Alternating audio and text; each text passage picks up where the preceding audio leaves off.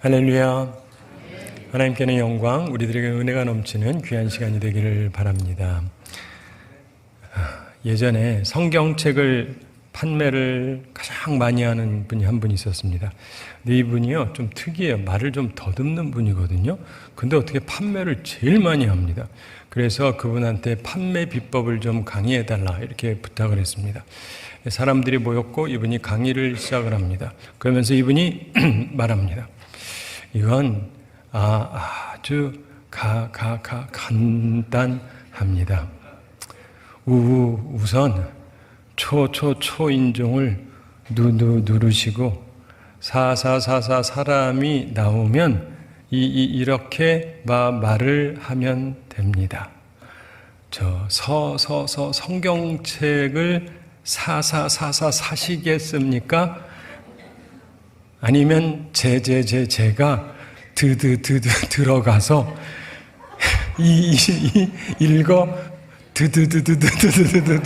드릴까요? 그러면 다 산다 그런답니다.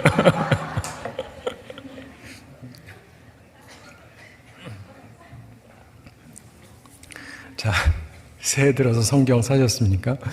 저는 하나 샀습니다. 여러분도 사시고 누군가 줄 거 또 하나 사셔서 선물하시게 되기 바랍니다.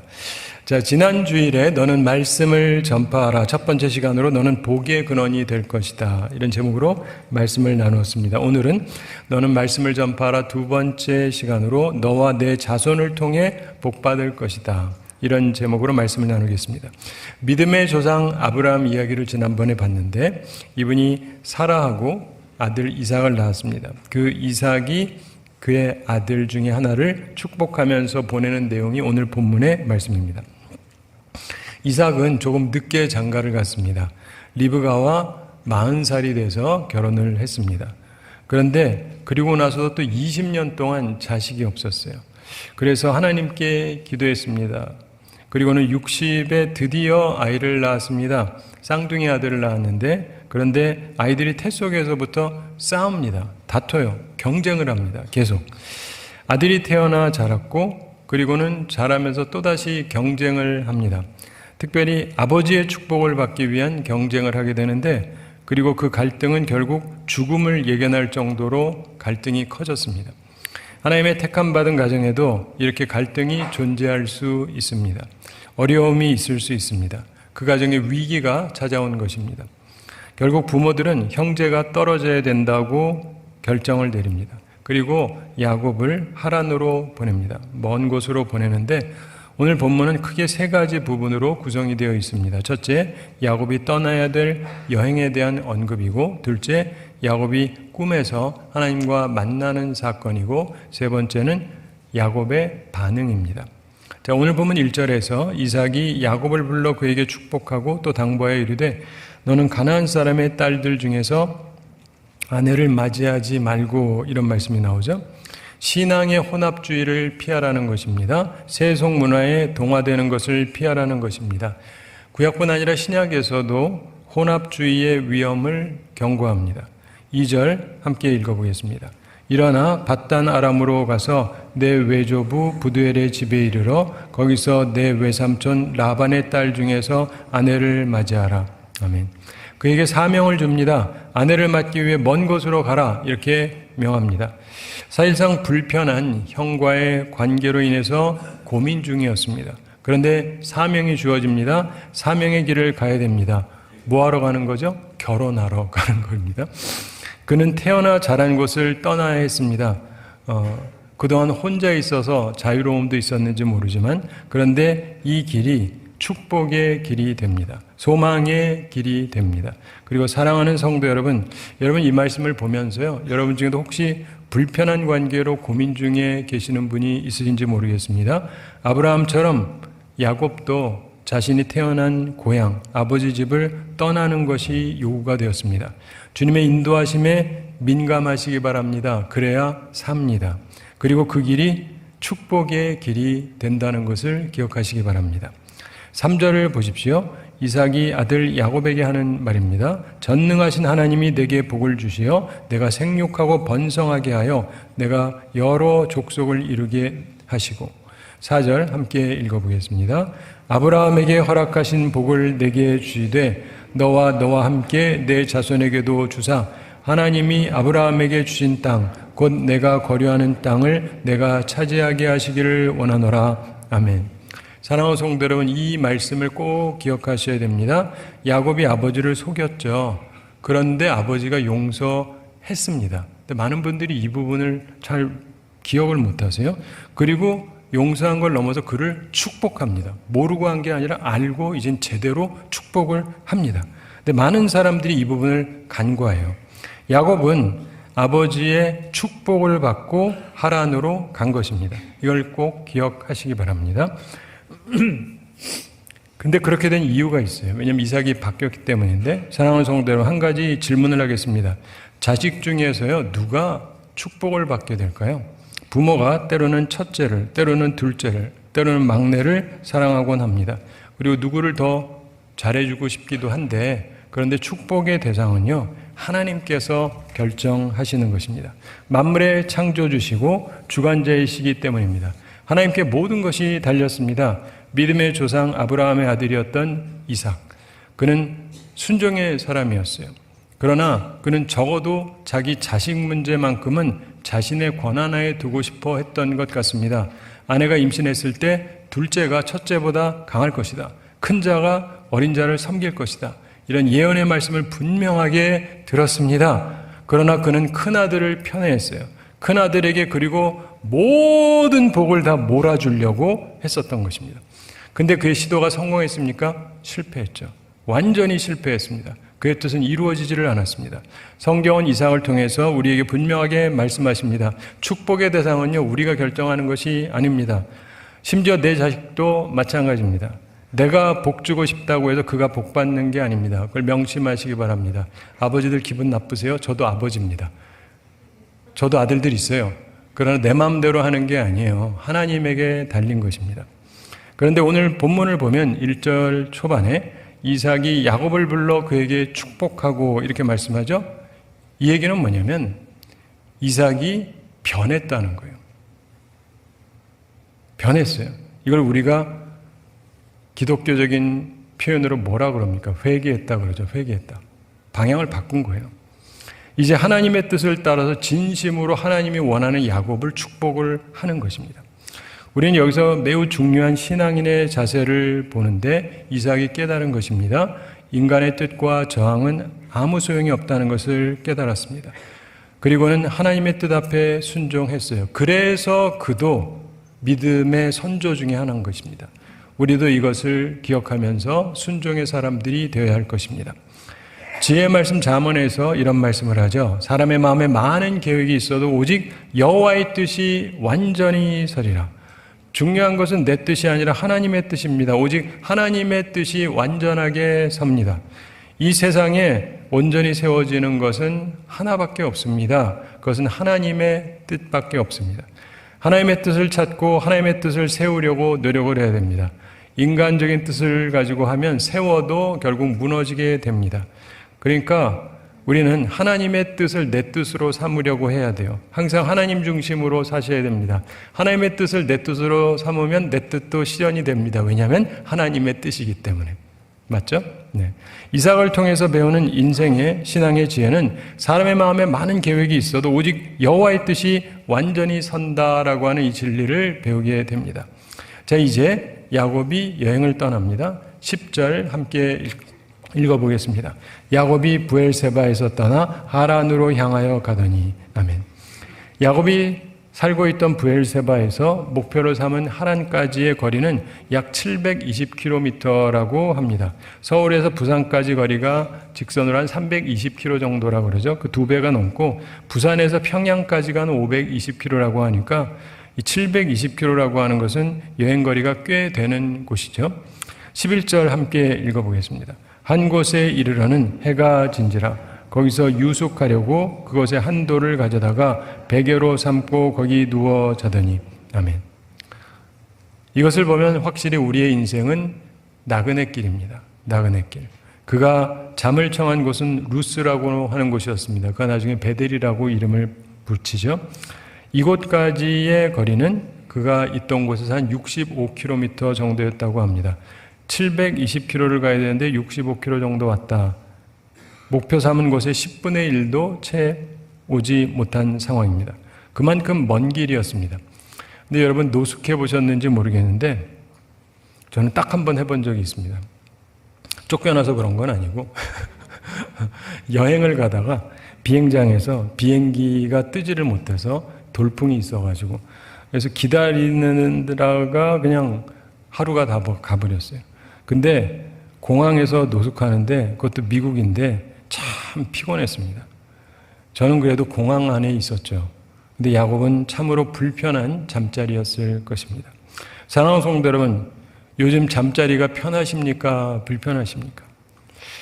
그런데 불편한 잠자리를 그가 자고 있었지만은 즐거운 꿈을 꾸게 됩니다. 복된 꿈을 꾸게 돼요. 하나님께서 복음을 들려주십니다. 세상에 위로해주는 사람 하나도 없는데 자기 옆에 함께 자주는 사람도 없고 근데 하나님께서 따뜻한 위로의 말씀을 가지고 그날 밤에 찾아오셨던 것입니다. 이 복음의 말씀이 오늘 우리의 말씀이 되기를 소망합니다. 12절 함께 읽어보겠습니다. 꿈에 본즉 사닥다리가 땅 위에 서 있는데 그 꼭대기가 하늘에 닿았고 또 본즉 하나님의 사자들이 그 위에서 오르락 내리락 하고 아멘. 자, 최고급 침대, 좋은 집, 이게 꼭 단잠을 주는 것은 아닙니다. 지금 이 순간, 이 장면이 있는 그 순간에 에서는 동생이 떠났고 집에서 자기는 편안하게 잠자리에서 누워 있었겠죠. 그러나 그에게 좋은 꿈이 임한 것은 아닙니다. 야곱은 비록 불편한 잠자리였지만은 좋은 꿈을 꾸게 됩니다. 여러분도 그렇게 되시기를 바랍니다. 참고로 꿈에서 본즉 이런 단어가 3번 나옵니다.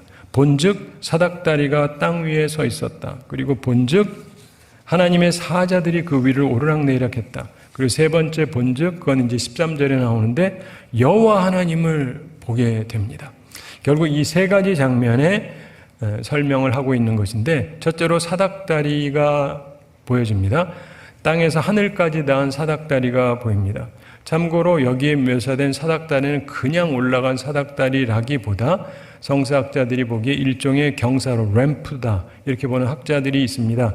메소포타미아의 지구라트, 하늘에 닿으려고 하는 일종의 신전탑 같은 그런 형태의 것. 그래서 종교적인 구조물로서 제왕적인 종교의 모습을 반영한다 이렇게 성서학자들이 생각합니다. 그렇게 영상화해서 생각해보면 그냥 이 사다리가 아니고 그렇다고 생각하면 훨씬 멋있어요. 훨씬 멋있습니다. 그리고 거기를 두 번째로 얘기하는 게 하나님의 사자들 얘기를 하잖아요. 천사들이 계속 움직이는데 올라가는 천사가 있고 내려가는 천사가 있고 그렇게 계속 모두 다 자기 사명을 감당하기 위해서 성실하게 움직이는 모습이 보여지고 있다는 것입니다. 그러니까 이 땅에서의 사정도 하나님이 다 하실 것이고 하나님께서 하실 일도 다 준비하고 계시고 이런 것이 보여집니다. 그리고 3번째 본즉에 해당하는 13절 함께 읽어보겠습니다. 또 본즉 여호와께서 그 위에 서서 이르시되 나는 여호와니 너의 조부 아브라함의 하나님이요 이삭의 하나님이라. 내가 누워있는 땅을 내가 너와 내 자손에게 주리니. 아멘.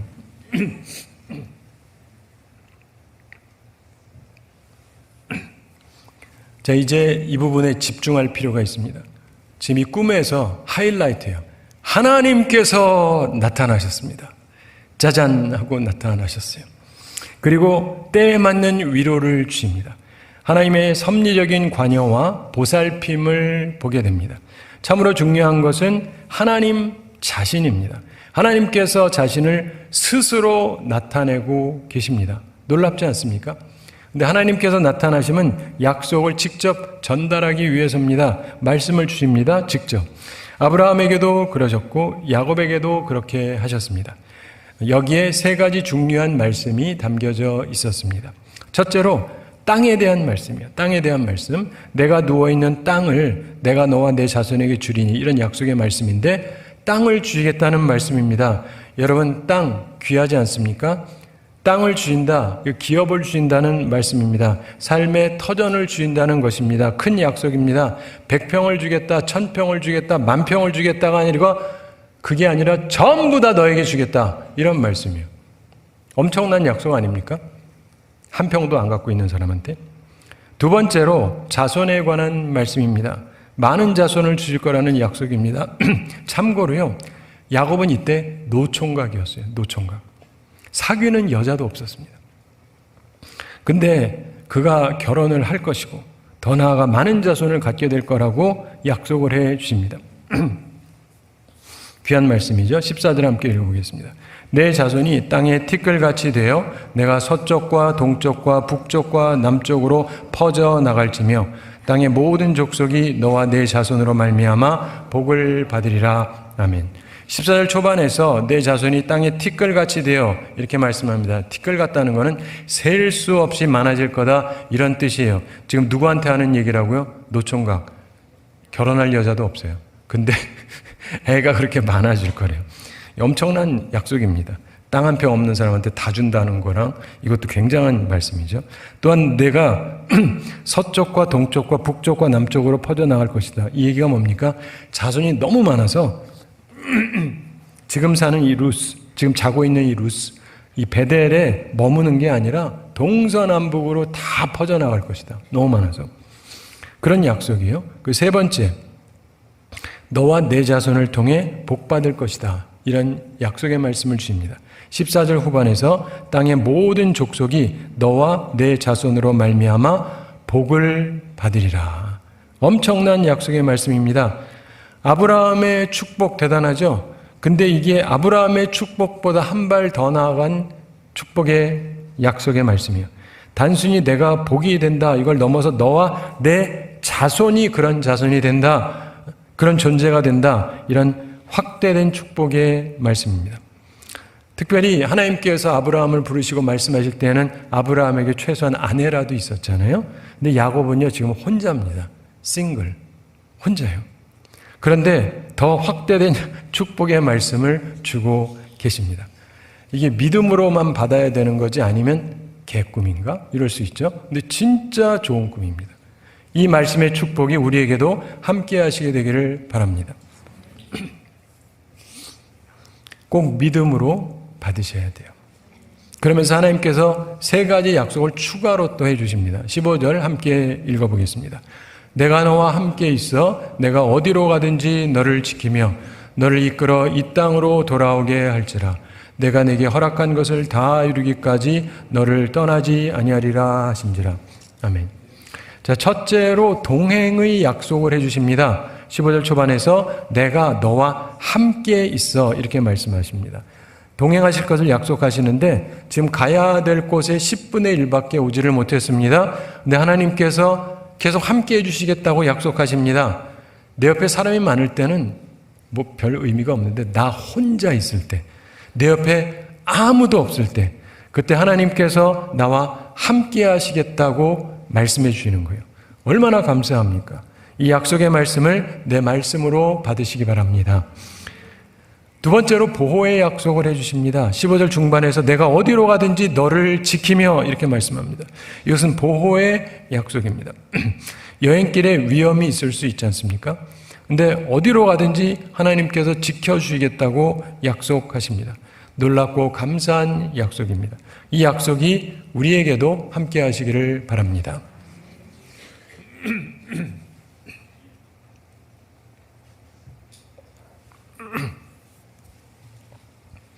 세 번째로 미래 보장이 약속을 해주십니다.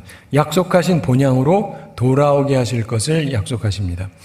너를 이끌어 이 땅으로 돌아오게 할지라 이렇게 말씀합니다. 그러면서 부연해서 말씀합니다. 15절 후반에서 내가 내게 허락한 것을 다 이루기까지 너를 떠나지 아니하리라 하신지라. 실제로 하나님께서 이 모든 것을 다 이루셨습니다. 그래서 야곱이 나중에 야복강가에서 기도한 거 기억하시죠? 하나님의 약속대로 20년 동안 그를 지키시고 보호하시고 아내도 주시고 아들들도 주시고 부자가 돼서 돌아오게 해주셨습니다. 그때 그가 심각하게 하나님께 기도한 거예요. 지금 날 떠나시면 안 되잖아요. 그래서 하나님과 씨름을 하는 거예요. 나를 복 주시지 아니하시면 어느 곳도 못 가십니다. 그러면서 이스라엘이라는 말씀을 받죠. 전환기를 맞게 되는 그의 계기, 그건 어디서 시작이 됩니까? 떠남에서 시작이 돼요. 떠남에서. 그리고 떠나고 나서야 비록 잠자리는 불편하지만 하나님의 복된 말씀의 꿈을 꾸게 됩니다. 참 귀한 거예요. 이제 야곱의 반응을 살펴보겠습니다. 우리에게도 중요한데 16절 함께 읽어보겠습니다. 야곱이 잠이 깨어 이르되 여호와께서 과연 여기 계시거늘 내가 알지 못하였도다. 아멘. 깨달았다 이거예요. 하나님이 여기 계셨는데 내가 알지를 못했다. 여러분 여기 하나님이 계시는 거 아세요? 뭐 제가 이 교회를 오래 다녔습니다. 10년 다녔습니다. 20년 다녔습니다. 근데 하나님 만나셨어요? 아니요. 진짜 못 만나신 거예요. 내가 깨닫지를 못한 거지. 주예전에 와가지고 아니 길거리에서도 하나님을 만나는데 주예전에 와서도 하나님을 한 번도 느낀 적이 없다.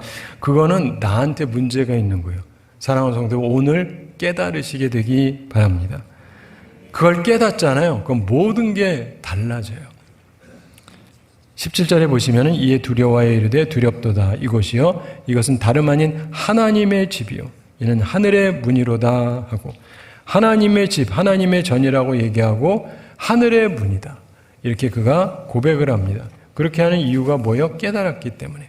18절에 야곱이 아침에 일찍이 일어나 베개로 삼았던 돌을 가져다가 기둥으로 세우고 그 위에 기름을 붓고 그가 잊지 않기 위해서 표식을 만듭니다. 그래서 기둥을 세우고 그 위에 기름을 붓습니다. 그리고 그곳 이름을 베델이라고 부릅니다. 베델이라고 하는 것은 벳은 집이라는 뜻이고 엘은 하나님이라는 뜻이거든요. 그래서 하나님의 집 이런 뜻입니다. 이 성의 옛 이름은 루스더라 이렇게 말씀하죠. 거기 본래 지명이 있어요. 근데 자기가 다른 이름을 붙입니다. 그리고 이후에 그렇게 불리게 됩니다. 그러면서 야곱이 하나님께 서원을 합니다. 보통 서원은 내가 뭐 원하는 게 있을 때 하나님 저한테 뭐 해주시면 제가 이렇게 하겠습니다 하는 경우가 많은데 야곱의 서원은 조금 차원이 달라요. 그가 하나님께 먼저 요청한 게 아니고 하나님이 먼저 주겠다고 하셨어요.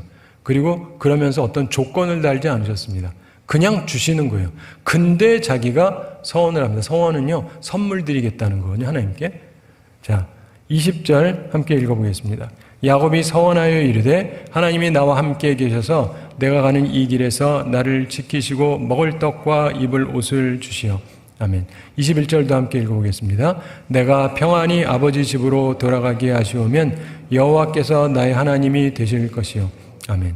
자, 그가 얘기하는 것은 하나님이 그렇게 말씀하셨는데 주님의 말씀대로 그렇게 해주신다면 여기서 보면 특이한 게요. 이쁜 아내를 만난다면 이런 말도 없고 아이들을 많이 낳게 된다면 이런 말도 없고 그냥 저를 지켜주시고 먹을 것과 입을 것을 주신다면 그리고 편안히 오게 한다면 기대감이 이렇게 큰 것 같지는 않아요? 그렇죠? 예. 근데 주님이 그렇게 해주시면 하나님께서 여호와께서 나의 하나님이 되실 것이다. 세 가지를 약속을 하는데 첫째가 여호와께서 나의 하나님이 되실 것이다. 그렇게 여호와를 나의 하나님으로 섬기겠다라고 작정을 합니다. 약속을 해요. 그리고 22절 함께 읽어보겠습니다. 내가 기둥으로 세운 이 돌이 하나님의 집이 될 것이요 하나님께서 내게 주신 모든 것에서 10분의 1을 내가 반드시 하나님께 드리겠나이다 하였더라. 아멘. 두 번째로 한 약속이 내가 기둥으로 세운 이 돌이 하나님의 집이 될 것입니다. 하나님의 성전에 대한 약속. 그리고 세 번째로 하나님께서 내게 주신 모든 것에서 10분의 1을 내가 반드시 하나님께 드리겠나이다. 이런 약속을 합니다. 이후에 모세 때 이런 것들이 이루어지게 되죠. 자, 그런데 특별히 11조 약속에 대해서 생각해 볼 필요가 있습니다. 11조 그럼 많은 분들이 얘기를 많이 하는데 11조는 제일 먼저 누가 있습니까? 아브라함. 네, 아브라함이 했어요. 아브라함이 전쟁을 하고 이기고 오면서 제사장 멜기세덱이 왔을 때 그에 감사하면서 11조를 드렸어요. 법으로 드린 게 아닙니다. 그냥 드린 거예요. 감사해서. 그리고 두 번째가 여기 나와요. 아브라함의 손자 야곱이 하나님께 약속을 하는데 이것도 법이 아니에요. 그냥 자신이 자발적으로 자청해서 드리기로 약속을 합니다. 하나님이 나의 하나님이 되신다면 우리가 모든 관계가 그렇잖아요. 한 나라의 국민이 되면 뭘 내죠? 세금. 네. 그거예요. 그래서 나도 하나님께 드리겠습니다. 근데 하나님께 이런 약속을 합니다. 이후에 모세 때 이것이 이루어지죠. 그래서 하나님의 백성이기 때문에 11조를 드리게 합니다. 지금도 마찬가지예요. 간혹가다 어떤 분들은 아니 지금 신약시대고 그 후세대인데 왜 11조를 드려야 됩니까? 이러는 분들이 있어요. 예수님은 안 그랬다. 근데 성경을 참 모르셔서 그런데 예수님이 11조 하라 그러셨습니다. 바리새인들에 대해서 얘기하면서 이 사람들이 11조는 드리는데 아주 하나하나 계산해서 잘 드리는데 정말 지켜야 되는 것들을 버리고 있다. 근데 예수님께서 말씀하시죠. 이것도 지키고 저것도 버리지 말아야 된다. 둘 다 하라 이 말씀이에요. 한 번도 아니고 신약을 찾아보면 두 군데에서 말씀하고 있습니다. 그리고요, 더 나아가서 사실은 예수님은 제자들에게 한 말이 있어요. 11조는요, 구약적인 관념이고 사실은 예수님의 제자들은 다 드려야 돼요. 다 드려야 돼요. 이러면 아무도 아멘 안 하시잖아요. 근데 다 드려야 돼요. 예. 그래도 아멘이 안 나오잖아요. 그 정도로 어렵다니까요. 근데 11조 가지고 쪼잔하게 얘기하지 마세요.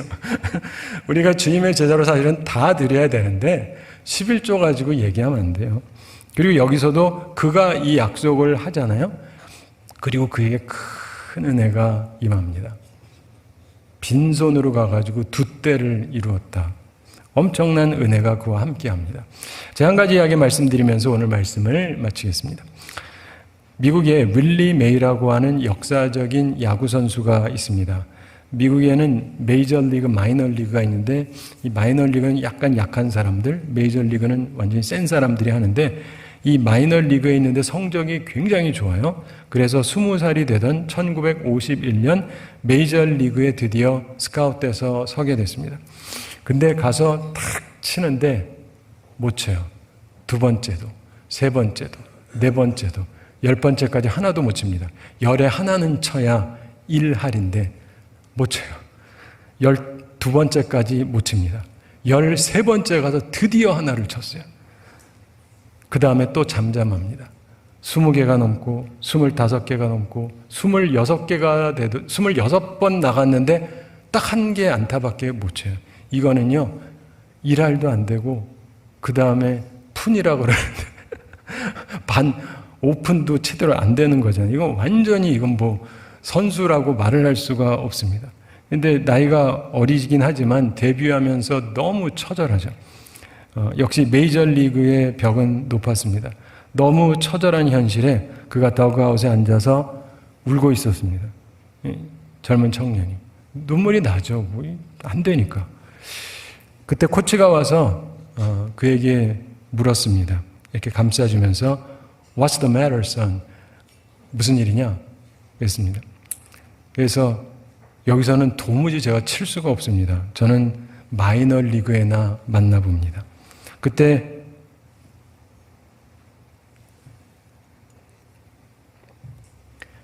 코치가 말했다고 합니다. 내가 여기 자이언트 팀의 매니저일 동안은 너는 나의 센터필드야.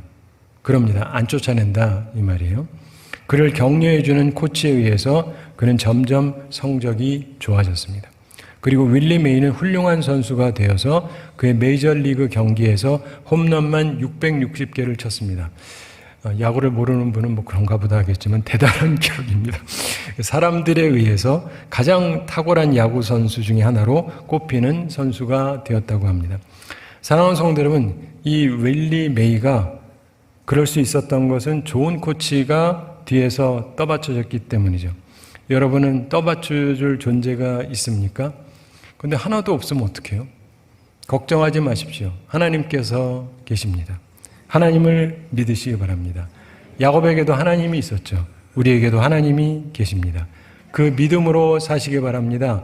주님 주시는 말씀, 이 좋은 말씀, 정말 도무지 믿겨지지 않는 이 지독하게 좋은 말씀, 그 말씀을 믿으시기 바랍니다. 그리고 주님 바라보면서 복된 인생을 살아가는 우리 모두가 되기를 우리 주님의 이름으로 축원합니다. 우리 함께 기도하겠습니다. 사랑의 하나님 아버지, 우리를 사랑하시고 오늘도 저희들에게 귀한 말씀 주심을 감사드립니다. 주의 말씀을 기억하면서 참으로 슬프게 여행을 떠나야만 했던 야곱, 홀로 있고 집에서도 자지 못하고 옆에 아무도 없고 홀로 외롭게 잠이 들었을 때, 그러나 하나님께서 나타나시고 직접 좋은 꿈을 꾸게 하시고 좋은 말씀을 들려주었던 것을 봅니다. 주님, 이 말씀이 우리의 말씀이 되기를 원합니다. 우리에게 들려주시는 말씀 저희들도 아멘으로 받게 해주시고 이 말씀 붙잡고 우리도 야곱처럼 승리하며 살아가게 하여 주시옵소서. 감사드리며 예수님의 이름으로 기도드리옵나이다. 아멘.